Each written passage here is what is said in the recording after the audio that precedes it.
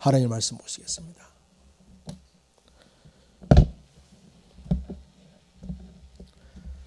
하나님의 말씀은 요한복음 21장 15절에서 25절까지 말씀입니다. 말씀을 받들어 제가 읽겠습니다. 그들이 조반을 먹은 후에 예수께서 시몬 베드로에게 이르시되 요한의 아들 시몬아 네가 이 사람들보다 나를 더 사랑하느냐 하시니 이르되 주님 그러하나이다. 내가 주님을 사랑하신 줄 주께서 아시나이다. 이르시되 내 어린 양을 먹이라 하시고 또 두 번째 이르시되 요한의 아들 시몬아 네가 나를 사랑하느냐 하시니 이르되 주님 그러하나이다. 내가 주님을 사랑하는 줄 주님께서 아시나이다. 이르시되 내 양을 치라 하시고 세 번째 이르시되 요한의 아들 시몬아 네가 나를 사랑하느냐 하시니 주께서 세 번째 네가 나를 사랑하느냐 하심으로 베드로가 근심하여 이르되 주님 모든 것을 주께서 아시오매 내가 주님을 사랑하는 줄을 주께서 아시나이다. 예수께서 이르시되 내 양을 먹이라. 내가 진실로 진실로 내게 이르노니 네가 젊어서는 스스로 띠띠고 원하는 곳으로 다녔거니와 늙어서는 네 팔을 벌리리니 남이 네게 띠띠우고 원하지 아니하는 곳으로 데려가리라. 이 말씀을 하시면 베드로가 어떠한 죽음으로 하나님께 영광을 돌 것을 가리키심이라라. 이 말씀을 하시고 베드로에게 이르시되 나를 따르라 하시니 베드로가 돌이켜 예수께서 사랑하시는 그 제자가 따르는 것을 보니 그런 만찬석에서 예수의 품에 의지하여 주님을 파는 자가 누구오니까 묻던 자더라. 이에 베드로가 그를 보고 예수께 여짜오되 주님 이 사람은 어떻게 두겠사옵나이까. 예수께서 이르시되 내가 올 때까지 그를 머물게 하고자 할지라도 네게 무슨 상관이냐 너는 나를 따르라 하시더라. 이 말씀이 형제들에게 나가서 그 제자는 죽지 않겠다 하셨으나 예수의 말씀은 그가 죽지 않겠다 하신 것이 아니라 내가 올 때까지 그를 머물게 하고자 할지라도 네게 무슨 상관이냐 하신 것이라라. 이 일들을 증언하고 이 일들을 기록한 제자가 이 사람이라. 우리는 그의 증언이 참된 줄 아노라. 예수께서 행하신 일이 이후에도 많으니 말 낱낱이 기록된다면 이 세상이라도 이 기록된 책을 두기에 부족할 줄 아노라. 아멘. 5월 8일이 어버이날입니다. 그래서 오늘은 어버이 주일이기도 합니다. 여러분 우리가 1년에 한 번 또 어버이의 마음을 가슴에 새기는 노래를 부르지요. 나실제 괴로움 다 잊으시고 기를제 밤낮을 애쓰는 마음 어머니의 마음이라는 노래를 부모님의 사랑을 기억하면서 또 그런 부모님 우리에게 맡겨주신 살아계신 주님께 감사하면서 그렇게 노래하겠습니다.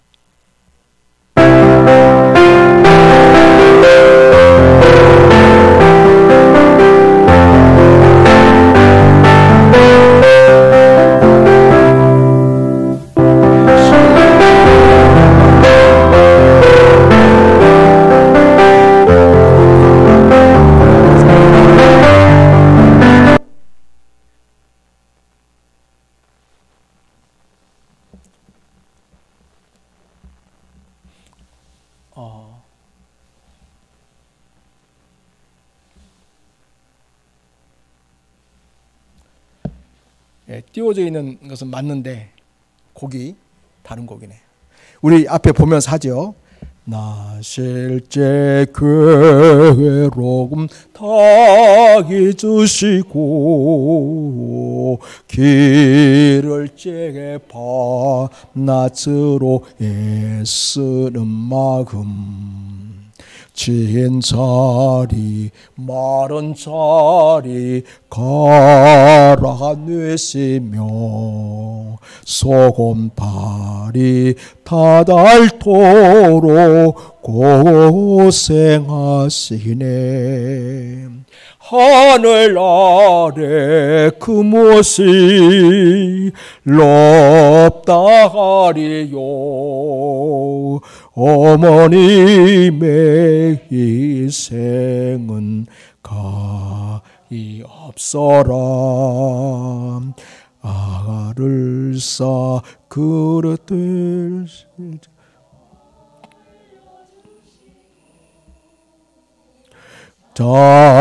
자라선 분 기대어 기다리는 마음. 아가를 쌓아 그릇될 쌓아 자식 생각에 고우시던 이마위에 주름이 가득 땅 위에 그 무엇이 높다 하리오. 어머님의 정성은 그지 값서라. 남의 마음속에 온 가지 소원. 어머님의 마음속엔 오직 한 가지. 아낌없이 예결생을 자식 위하여 살과 뼈를 깎아서 바치는 마음. 민간의 그 무엇이 거룩하리요. 어머님의 사랑은 지극하소라. 네, 어머님 그러면 그냥 가슴이 찡하죠. 우리가 존재하고 있는 이 삶이 부모님에게서, 어머니와 아버지에게서 육신을 받아서 이 땅에서 사람으로 그렇게 사는 삶이 가능했습니다. 제 친어머니 그리고 제 장모님 두 분 다 이제 나이가 많이 드셔서 이 앞에 있는 병원에 계시는데 제가 해줄 수 있는 것이 별로 없습니다. 더군다나 코로나 때문에 방문이 허용되지 않으니까 가깝지만 두 분 어머니 얼굴을 찾아뵙지도 못합니다. 그래서 어버이날에 노인대학에 가신 장인 어르신을 모시고 나와서 점심을 대접하고 모시다 드렸습니다. 부모님의 사랑은 우리가 노래한 것처럼 너무나 크고 너무나 위대하지만은 자식이 할 수 있는 일이라고는 너무 작고 부족하기만 합니다. 그런데요, 우리 예수님의 모습을 보면 부족한 자식을 포기하지 않고 끝까지 그 자식을 위해서 애쓰시고 세워가시는 그 어머니의 모습을 우리가 보게 됩니다. 영적인 부모로서 그 제 아들이 아직도 여전히 영적으로 미숙한데 그들을 일으키시려는 모습이 아주 감동적입니다. 우리 성부 하나님에게서도 그런 어머니의 모습이 담겨 있습니다. 출애굽기 19장에 이렇게 말씀하십니다. 4절을 보면 내가 애굽 사람에게 어떻게 행하였음과 내가 어떻게 독수리 날개로 너희를 업어 내게로 인도하였음을 너희가 보았느니라. 여기 보면 우리 하나님이 얼마나 지극한 사랑과 보호하심으로 이스라엘 백성을 인도했는지를 이야기하고 있습니다. 독수리 날개라고 했는데 이 독수리는 그 당시에 애굽을 지키는 수호신을 의미합니다. 그런데 진정한 인생의 수호자는 누구라는 걸 하나님이 얘기하고 있습니까? 하나님 아버지 자신이라는 거죠. 또 5절을 보면 세계가 다 내게 속하였나니 너희가 내 말을 잘 듣고 내 언약을 지키면 너희는 모든 민족 중에서 내 소유가 되겠고 너희가 내게 대하여 제사장 나라가 되며 거룩한 백성이 되리라. 그래서 이 부모님 같은 우리 아버지 하나님의 마음은 세계 속에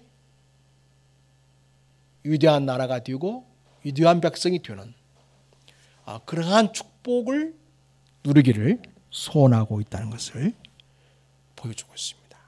복 주시는 그 마음이 얼마나 큰지를 우리에게 보여주시고 있습니다.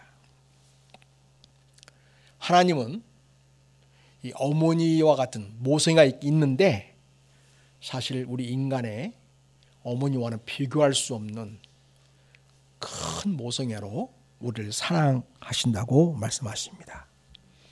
이사야 49장입니다. 15절 보면 여인이 어찌 그 점 먹는 자를 잊겠으며 자기 태에서 난 아들을 긍휼히 여기지 않겠느냐. 그들은 혹시 잊을지라도 그렇지 않겠지만 혹시 자식을 잊어버리는 그런 어머니가 있을지라도 나는 너를 잊지 아니할 것이라 이렇게 말씀합니다. 그러면서 내가 너를 내 손바닥에 새겼다 이렇게 말씀하고 너의 성벽이 항상 내 앞에 있다 이렇게 말합니다. 그러니까 너의 상황을 너의 삶의 처지를 내가 잘 알고 있다 이렇게 말씀하시고 있습니다. 이 하나님의 아들 되시는 우리 예수님도 우리에게 모성애를 보여주십니다. 말씀드린 것처럼 아직도 부활하신 주님에 대한 믿음이 부족한 제자들에게 믿음을 갖게 해주시려고 그들을 만나주시고 또 만나주시고 또 만나주시는 것을 보게 됩니다. 심지어는 우리 주님께서 못 박힌 손과 못 박힌 발을 보여주시면서 또 옆구리를 보여주시면서 만져보아라 그렇게까지 하시면서 예수님은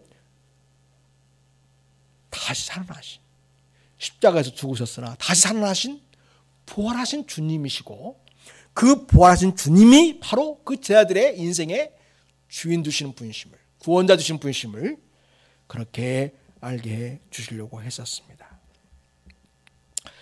마치 좀 모자란 자식, 못난 자식을 내치지 않고 사람 구실을 하게끔 하시려는 어머니의 애끓는 심정과 같은 것을 우리 예수님에게서 제자를 향한 마음을 통하여 우리가 엿볼 수가 있습니다. 그런 모성애의 마음으로 오늘 또 우리를 믿음으로 세워가시는 예수의 마음을 여러분이 알아주시기를 바랍니다. 우리 예수님이 부활하셔서 막달라 마리아를 만나 주실 때에 이런 말씀을 전하라고 이야기하죠. 예수님이 갈릴리에서 만나고자 하신다. 그 이야기를 제자들에게 전해주라고 이야기하셨습니다. 그래서 마리아는 제자들에게 그 이야기를 전해주었습니다. 갈릴리에서 만나기 전인데도 주님은 제자들을 3번이나 만나 주셨습니다. 연한 제자에게는 2번, 그리고 엠마오로 가는 제자에게는 또 1번, 이렇게 3번이나 만나 주셨습니다. 한 번은 마가 다락방에서 도마가 없을 때에 제자들을 만나 주셨습니다. 그러니까 10 제자가 있을 때에 왔었던 것이죠. 또 한 번은 엠마오로 내려가는 2 제자들을 만나 주셨습니다. 또 한 번은 마가 다락방에 제자들이 모였을 때 거기에는 이제 도마도 함께 있었지요. 첫 번째 예수님 오셨을 때 부활하신 예수님을 보조보냈던 도마도 거기 함께 있었습니다. 그리고 엠마오로 내려간 2 제자도 그 다락방에 같이 있었고, 그리고 여러 사람들이 함께 모이는 그 다락방에 주님이 다시 나타나셨습니다. 제자들에게 나타나셔서 한결같이 주님이 하신 일이 무엇입니까? 예수님은 부활하셨다. 이거를 제자들이 믿고 따르기를 바라는 것이었습니다. 자, 이제 제자들이 디베랴 호수, 그러니까 갈릴리 바다에 왔습니다. 갈릴리 바다는 다른 여러 이름으로 불려졌는데 성경에 나오는 거 보면 디베랴 호수, 오늘 그렇게 표현되어 있죠? 디베랴 호수. 그 다음에 긴네렛 호수 혹은 게네사렛 호수, 이렇게 갈릴리 바다가 불려졌습니다. 오늘 나오는 디베랴 호수라고 이렇게 명칭되어 있는데 왜 디베랴 호수이냐 하면 거기 옆에 디베랴 도시가 있습니다.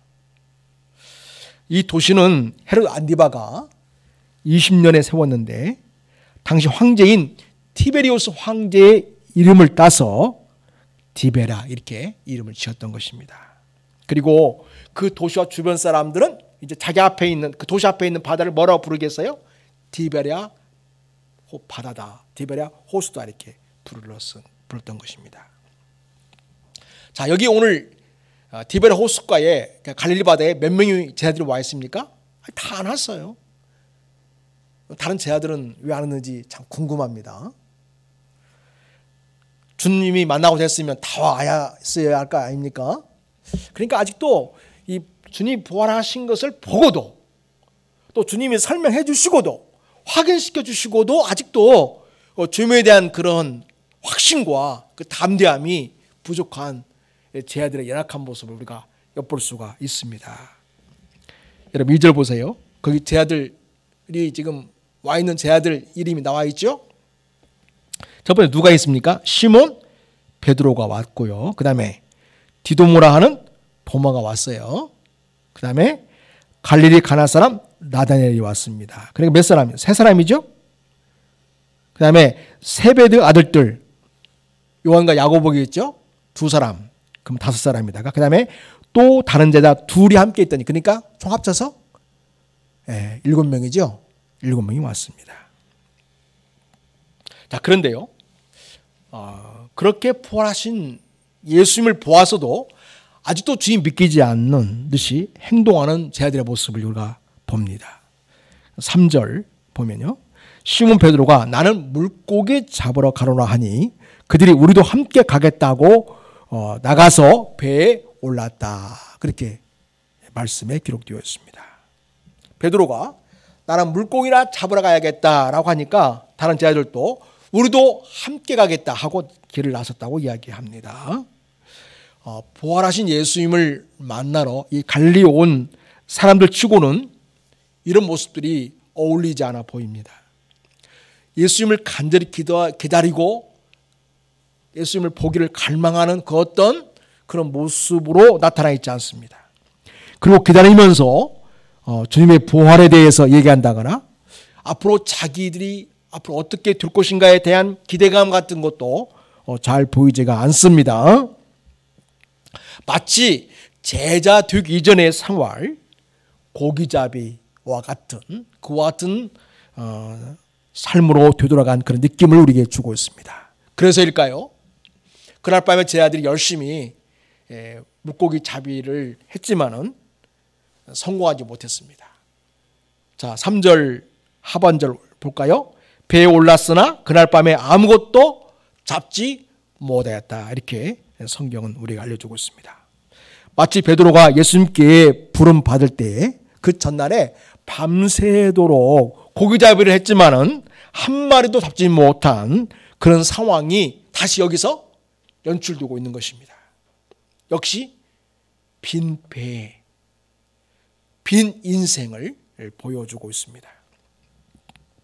아무 소득이 없는 이 상황에서 우리 예수님께서 막달라 마리아를 통해서 이야기하셨고 또 제자들에게도 한번 말씀하신 적이 있는데 그 약속하신 대로 제자들에게 주님이 나타나셨습니다. 1절에 보면은 그 후에 예수께서 디베랴 호수에서 또 제자들에게 자기를 나타내셨으니 나타내신 일은 이러하니라 해서 디베랴 바닷가에서 우리 예수님이 자기를 나타냈다고 이야기합니다. 4절 보세요. 날이 새어갈 때 예수께서 바닷가에 서섰으나 제 아들이 예수이신 줄 알지 못하는지라. 예수님이 바닷가에 서 있었지만은 제 아들은 예수님인 줄을 알아보지 못했습니다. 부활하신 예수님을 확실히 믿고 따르겠다는 그런 믿음의 모습이 잘 보이지 않는 제 아들이 였는데 그들의 그 영적인 상태를 지금 보여주는 것 같습니다. 자, 예수님이 제 아들에게 먼저 말을 거십니다. 사실 예수님이 제 아들을 보다 먼저 와서 그들을 지켜보고 있었다고 볼 수가 있죠.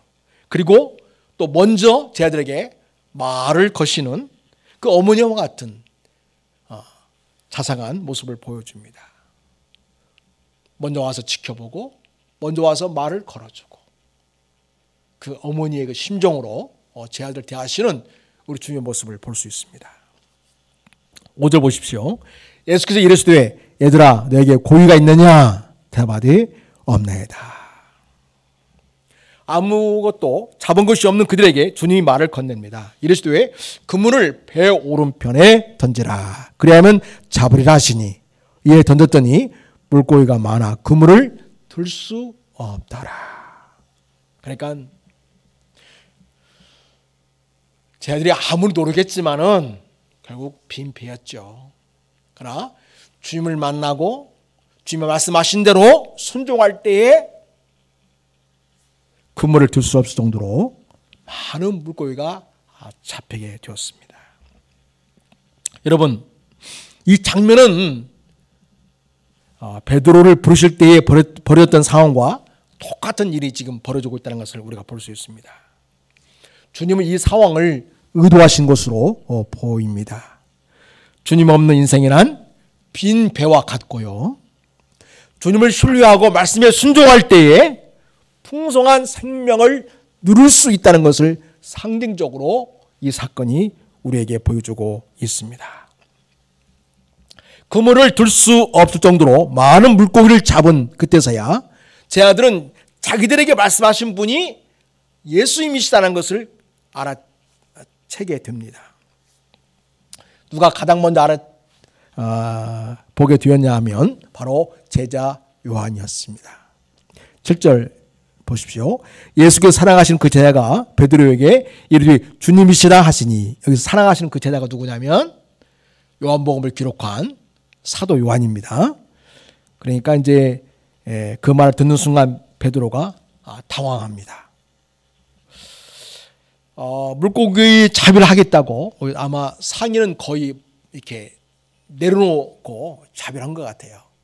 옷이 걱정스러우니까. 그런 상황에서 주님이시다 하니까 긴 옷자락을 이렇게 허리춤까지 이렇게 둘을 말아 올려가지고 허리띠에 끼워 놓고 바다에 뛰어들어서 주님께로 걸어 나가는 그런 장면을 우리가 연상해 볼 수 있겠습니다. 자, 이미 예수님은 제 아들을 맞이할 준비를 하고 있었습니다. 9절 보면 육지에 올라 보니 숯불이 있는데 그 위에 생선이 놓였고 떡도 있더라. 마치 어머니가 이른 아침을 준비하고 자식을 기다리는 듯한 그런 모습이 보여집니다. 예수께서 10절을 보면 이르시되 지금 잡은 생선을 좀 가져오라 하시니, 사실은 예수님이 일부러 생선을 좀 가져오라고 그렇게 주문하신 것을 볼 수 있습니다. 주님의 말씀을 따라 베드로가 그물을 육지에 끌어올려 보니 물고기가 가득했습니다. 몇 마리가 잡혔다고 거기 기록되어 있습니까? 153마리, 153마리죠. 자, 거의 그물이 찢어질 그런 정도로 물고기가 많이 잡혔습니다. 예수님 일부러 이런 상황을 통해서 일찍이 베드로를 제자로 부르실 때에 너는 이제 살아남는 어부가 되어라 하는 말씀을 주셨는데 그 말씀을 기억나게 하시려고 하신 듯이 보입니다. 그리고 주님의 사명을 일깨우시는 목적으로 그렇게 말씀하신 것으로 보여집니다. 자, 예수께서 10절 보면 이제 와서 아침을 먹으라고 이렇게 이제 제 아들을 초청을 합니다. 그때서야 제 아들은 주님인 줄 다 알았죠. 알았지만 이제 입 밖으로 말은 내지 않습니다. 제 아들이 이제 와서 식사를 같이 하게 됩니다. 주님은 마치 밥상머리에 앉아 있는 식구들에게 어머니가 이것도 떼어주고 저것도 갖다 주고 하면서 먹어보라고 하신 것처럼 그런 모습을 여기서 보여주고 있습니다. 자기들에게 이것저것 엄마가 챙겨주듯이 예수님은 자상하게 먹을 것들을 쟤들에게 챙겨주고 있습니다. 쟤들에게 떡과 생선을 챙겨주고 있습니다. 13절입니다. 예수께서 가셔서 떡을 가져다가 그들에게 주시고 생선도 그와 같이 하시니라. 여러분, 예수님이 십자가에 달리실 때에 제자들이 보여주신 모습은요, 여기 그 사랑하신 제자라고 하는 요한 외에는 다 도망가지 않았습니까? 그 중에 하나는 예수님을 배반해서 팔기도 했었고요. 자, 오늘 여기 있는 제자들에게 주님이 보여주신 모습은 연약한 믿음의 모습을 보이고 있는 이 제자들에 대한 질책을 하는 것이 아니었습니다. 질책과 책망 대신에 오히려 주님이 보여주신 모습은 무엇입니까? 사랑이었습니다. 그들을 그대로 품어주고 보듬어주는 사랑이었습니다. 우리 주님은 사랑을 보여주심으로써 내가 너희들 진정으로 사랑하고 있다는 것을 온몸으로 느낄 수 있게 해주고 있음을 보게 됩니다. 또 전에나 이제나 변함없이 사랑으로 대하신다는 것을 제 아들로 하여금 그렇게 경험하게 하신 것을 보게 됩니다. 인생의 참된 변화는 책망과 질책이 아니고 사랑을 통해서 이루어집니다. 이 주님의 사랑은 제 아들을 다시금 새롭게 부활의 믿음을 갖게 하고 또 주님이 주신 사명을 이루고자 하는 열정을 불러일으키게 되었습니다. 그리고 이제 주님은 시선을 베드로에게 고정을 합니다. 그리고 베드로와 함께 개인적인 대화를 이제 이루어 가신 것을 보게 됩니다. 주께서 이렇게 말을 하시죠. 15절 보세요, 여러분. 그들이 조반을 먹은 후에 예수께서 시몬 베드로에게 이르시되 요한의 아들 시몬아, 네가 이 사람들보다 나를 더 사랑하느냐? 이렇게 묻습니다. 지금 주님은 요한의 아들 시몬에게 네가 이 사람들보다 나를 더 사랑하느냐? 이렇게 물으시고 있습니다. 왜 이렇게 질문하셨을까요? 그냥 베드로는 나를 여전히 사랑하는가? 이렇게 물으시는 것이 자연스러울 것 같기도 한데 주님은 우리의 그 보통의 생각을 넘어서서 이 사람들보다 나를 더 사랑하냐 이렇게 물으신단 말입니다. 그것은 아마도 베드로가 한 말이 있었기 때문에 그렇게 질문한 것으로 보여집니다. 여러분, 베드로가 이전에 다른 제자들이 다 주를 버릴지라도 자기는 버리지 않겠다 이렇게 다른 제자들과 비교하면서 그 주님에 대한 충성심과 주님에 대한 사랑 그 누구보다도 내가 최고입니다. 그런 의도로 이렇게 이야기를 한 적이 있었습니다. 마태복음 26장 31절에 주님께서 이렇게 말씀하시거든요. 오늘 밤에 너희가 다 나를 버리리라. 기록된 바 내가 목자를 치느니 양의 떼가 흩어지리라 하니라 하면서 32절에 그러나 내가 살아난 후에 너희보다 먼저 갈릴리로 가리라. 그러니까 십자가에 달리기 전에 이 말씀을 미리 하셨어요. 그래서 오늘 갈릴리에 누가 먼저 왔다는 걸 알 수 있어요? 예수님이 먼저 와서 제 아들을 만날 준비를 하고 있다는 것을 여기서 우리가 또 그 단서를 여기서 발견할 수가 있겠습니다. 43절 이렇게 말했거든요. 베드로가 대답하여 이르되 모두 주를 버릴지라도 나는 결코 버리지 않겠나이다. 이렇게 장담을 했어요. 그때 주님이 뭐라고 하셨죠? 예수께서 이르시되 내가 진실로 내게 이르노니 오늘 밤 달기 울기 전에 네가 3번 나를 부인하게 될 것이다. 이렇게 이야기를 하신 적이 있었습니다. 그래서 예수님은 그때의 장면을 다시금 회상하게끔 베드로에게 하시려고 네가 이 사람들보다 나를 더 사랑하냐를 지금 묻고 있는 거죠. 내가 십자가에 달리기 전에 네가 나한테 이 모든 사람이 다 주를 버릴지라도 나는 주를 버리지 않겠다고 했던 너 그 고백 기억하고 있지? 그 지금까지도 유효하냐? 지금도 그 고백이 진실이고 사실이냐?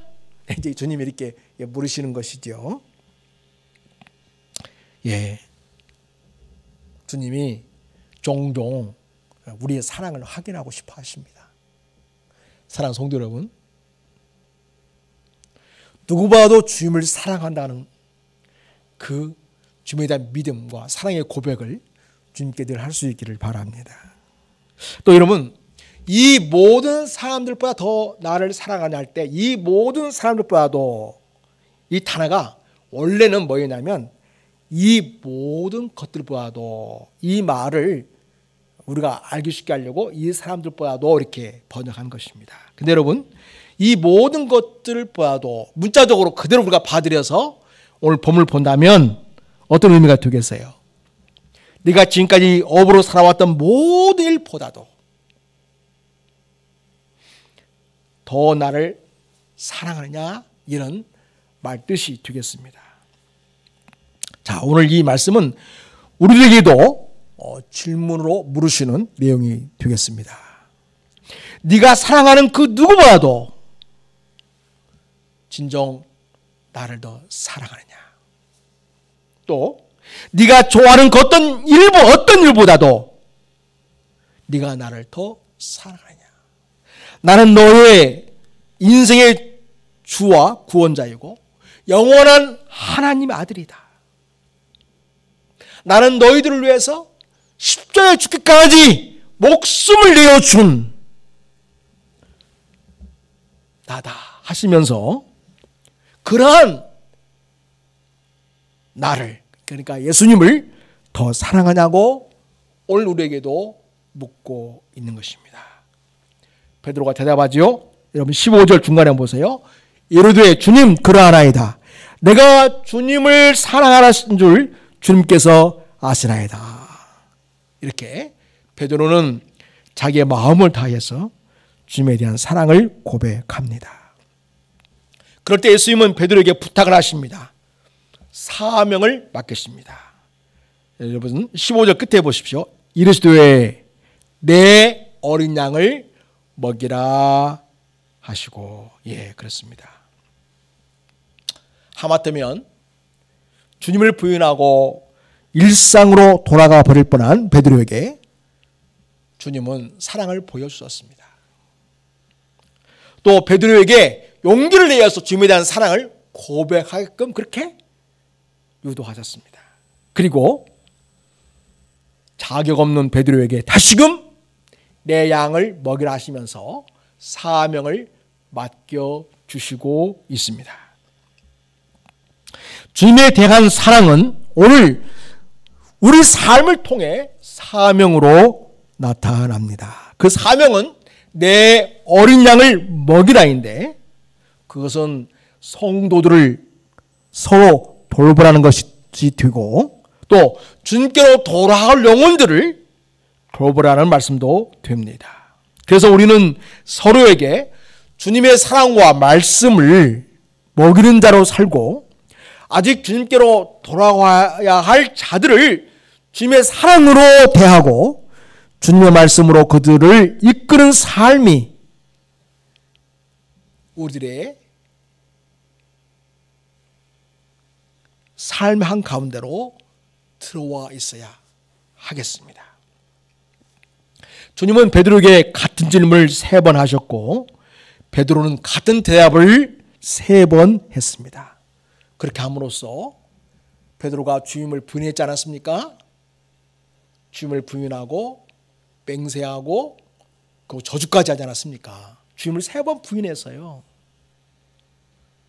그런데 주님께서는 오늘 네가 나를 사랑하냐고 3번 물으셨고 베드로는 3번 주께 내가 주를 사랑하는 줄을 주께서 아시나이다 하면서 3번 사랑을 고백하게 됩니다. 그래서 이전에 주님을 부인했던 그 4가지를 3번을 깔끔하게 정리하신 거죠. 다시 말해서 베드로의 그 심리적인 위축과 죄책감과 주님에 대한 그 죄송스러운 그 마음이지 않습니까?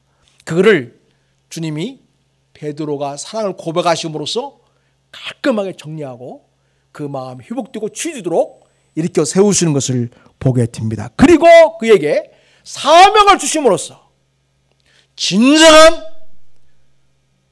사랑과 그리고 회복을 주님께서 그에게 주신 것을 보게 됩니다.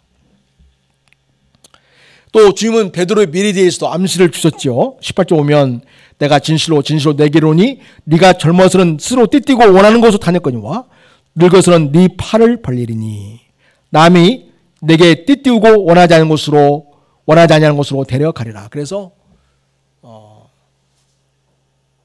앞으로 베드로의 마지막 때에는 인생의 마지막 때에는 베드로가 원치 않지만 부득불 주님의 제자이기 때문에 당할 수밖에 없는 핍박과 고난이 있을 것을 예고해 주고 있습니다. 그러면 19절 보면 이 말씀을 하심은 이건 이제 사도 요한의 해석이에요. 이 요한계시록 요한복음을 기록한 사도 요한이 뭐라고 하고 있냐면 이 말씀을 하신 것은 베드로가 어떠한 죽음으로 하나님께 영광을 돌릴 것을 가리키심이라라. 실제로 베드로는 우리가 알고 있는 것처럼 노마 병정들이 베드로 2팔을 벌리게 해서 십자가 못 박으려 할 때에 베드로가 그렇게 말했다고 하죠. 내가 어찌 주님과 똑같은 모습으로 십자가에 달릴 수 있겠는가? 나는 거꾸로 십자가에 매달아 주시오. 그렇게 말했다고 합니다. 그래서 베드로가 결국은 거꾸로 십자가에 매달려 마지막 길을 인생의 길을 갔던 것으로 그렇게 우리에게 이야기 되고 있습니다. 이걸 주님께서 미리 예고해 주셨다는 것이죠. 여러분, 그래서 베드로의 인생은 정말 주님을 사랑하고 그 주님을 사랑하기 때문에 주님에게 주신 그 사명을 받아서 그 당시 로마 치하에서 황제들이 그 어마어마하게 교회를 핍박했는데요. 그 가운데서 베드로가 영적 지도자로 참 성도들을 위로하고 격려하고 믿음을 지켜낼 수 있도록 그러한 그 리더로서의 역할을 잘 감당을 했습니다. 그리고 인생의 마지막을 주님을 위해서 거꾸로 십자가의 죽음을 택함으로써 그렇게 최선을 다하는 그런 제자로서의 삶을 마감하는 것을 보게 됩니다. 사랑하는 여러분, 주님은 주님을 사랑하는 것이 주님의 말씀을 따르는 것이라고 이야기하십니다. 그리고 그것은 바로 주님을 따르는 길이다라는 것을 이야기해 주십니다. 오늘도 주님 우리에게 찾아오셨습니다. 십자가의 죽으심을 통한 사랑, 부활을 통한 우리의 사랑을 주님께서 보여주셨습니다. 이제 베드로에게 물으셨던 것처럼 네가 나를 사랑하냐고 우리에게 물으시면서 우리 또한 주님께 사랑을 고백하길 원하십니다. 주님 사랑합니다 라고 고백하는 우리들에게 오늘도 주님은 베드로에게 주셨던 동일한 부탁으로 우리에게 사명을 맡겨주십니다. 그래, 내 양을 먹이라. 그래서 주께서 주신 지상 명령에 순종하는 자로 살기를 원하시고 있습니다. 사실 베드로는 자기가 앞으로 어떻게 될 것인지에 대해서 궁금했을 뿐만 아니라 또 옆에 있던 그러니까 만찬석에서 주님 품에 의지하여 있던 안개에 있던 그 사람, 그러니까 사도 요한이죠. 앞으로 이 사람은 어떻게 되겠습니까? 라고 물을 때, 야, 내가 다시 올 때까지 사도 요한이, 이 제자가 요한이 죽지 않고 살아있다 한들 그게 너와 무슨 상관이 있겠느냐, 이렇게 주님께서 재차 확인해 주십니다. 그것은 뭐냐면, 너는 너의 본분에 충실하고 너는 너의 맡긴 사명에 최선을 다하라는 그런 주님의 말씀이 되겠습니다. 사랑하는 여러분, 요한복음을 기록한 이 사도 요한은 마지막에 이 모든 주님에 대한 기록을 정리하고서 이렇게 말씀하시죠. 이 4절 같이 보겠습니다. 이 일들을 증언하고 이 일들을 기록한 제자가 이 사람이라 우린 그의 증언이 참된 줄 아노라 하면서 이제 사도 요한은 자기가 주님의 증인이라는 것을 고백합니다. 그래서 베드로도 증인으로서의 삶을 살았고 또 사도 요한도 증인으로서의 삶을 살았습니다.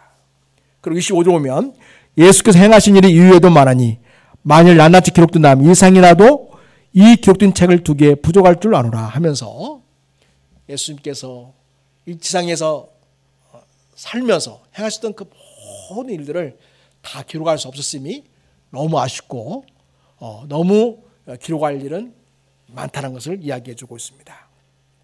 사랑하는 여러분, 어머니처럼 우리에게 다정하게 다가오셔서 우리를 한없이 품어주시고 또 우리가 부족하고 허물이 많고 참 때때로는 배신을 한 제자랄지라도 그저 품어주시고 다시 회복해 주시는 그런 우리 주님, 오늘 우리에게 오셔서 여전히 우리를 그렇게 대하시고 있습니다.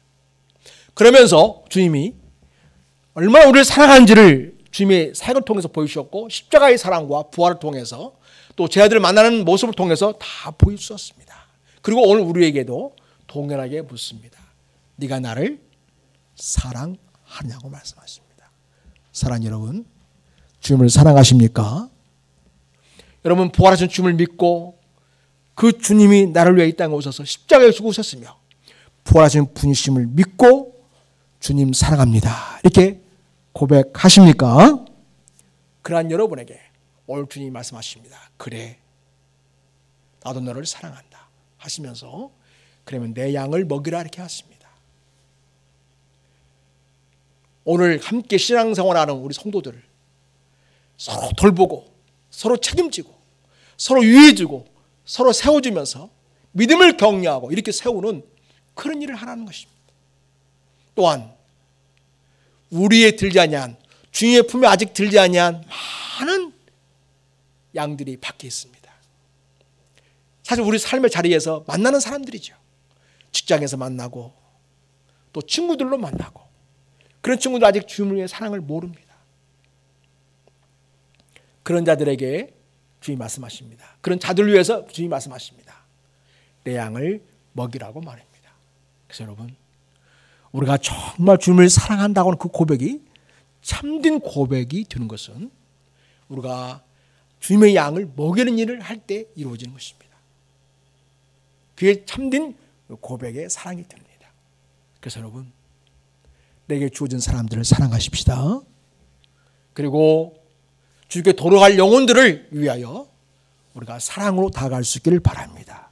그래서 주님 사랑합니다, 이 고백이 진실된 고백이 되고, 그래서 진정으로 주님을 따르는 주님의 제자로 사시기를 우리 예수님의 이름으로 축복합니다. 하나님 아버지, 부활하신 주님을 보고도 아직도 믿음이 부족한 제자들을 위하여 주님은 친히 아침을 준비하시고 먹을 것을 챙겨주시고 사랑을 보여주셨습니다. 그리고 사랑을 확신케 하고 또 사랑을 고백하게 하면서 사명을 다시금 익혀주신 것을 보게 됩니다. 그런 사랑으로 오늘 또 우리에게 다가오신 주님을 우리가 믿습니다. 그런 주님께 대하여 주님 사랑합니다, 이렇게 고백하는 우리가 되게 하옵소서. 또한 그런 우리들에게 내 양을 먹이라고 하는 이 말씀을 받아서 우리가 서로를 사랑하고 돌보고 책임지고 말씀으로 권면하고 위에 기도하고 축복하는 우리가 되길 바라고, 주님께 돌아와야 할 수많은 영혼들이 우리 주변에 있는데 그들에게 우리가 관심 갖게 하시고 그들을 주님의 사랑으로 다가가게 하시고 사랑을 베풀어서 그들 또한 주님의 그 사랑을 깨닫게 되는 자리에 나오는 일이 있게 해주시기를 원합니다. 그러한 사명을 이룬 자로 우리 모두가 살게 하옵소서. 우리를 사랑하시는 주 예수님의 이름으로 기도드립니다. 아멘.